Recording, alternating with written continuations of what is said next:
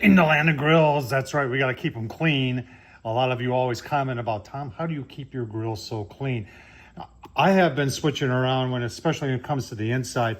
Now, obviously, using a grill brush of some sort or some other cleaning device is something that I like to use. I also do use, just a paper towel, and not necessarily Citrus Safe all the time, but I use some other stuff that I've used in the past. I've gotten into using some of these towels. Now, this is something I've never used before. I've used some other brands. Jealous Devil's got those things you see at Home Depot all the time. They're kind of gimmicky and kind of pricey. This one's a little bit more affordable, and it seems like it works pretty decently. So I thought I'd share it with you.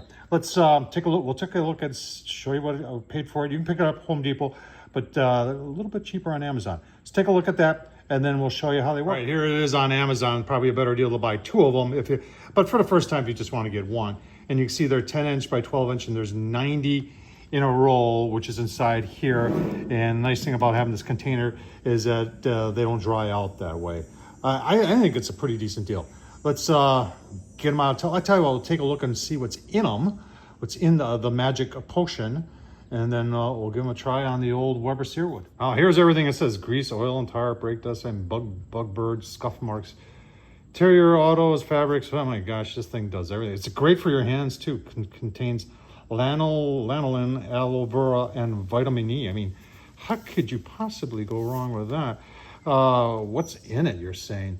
Well, all that stuff right there. There's a lot in there. So what I didn't see in here, maybe some of these is because a lot of these just have alcohol in them. And I'm not really seeing any alcohol in there. And that you're saying, well, is that bad? Well, no, it's not bad. It's just that the alcohol has a tendency. That's why if you had ones that have alcohol in it and they dry up, it's because the alcohol just evaporates out. Let's, I mean, how can you go wrong when there's 50,000 five-star reviews? Just get it out and try it. All right, so here's a 10 by 12. I like the smell. Now, anything like this, you're using these, folks. Next time you use a grill, you turn it on, let this stuff burn off. You don't want to turn your grill on and then cook directly on this stuff. But, I mean, we're kind of a greasy mess here on the old Searwood. Shining it up pretty nice. See? That's what I like.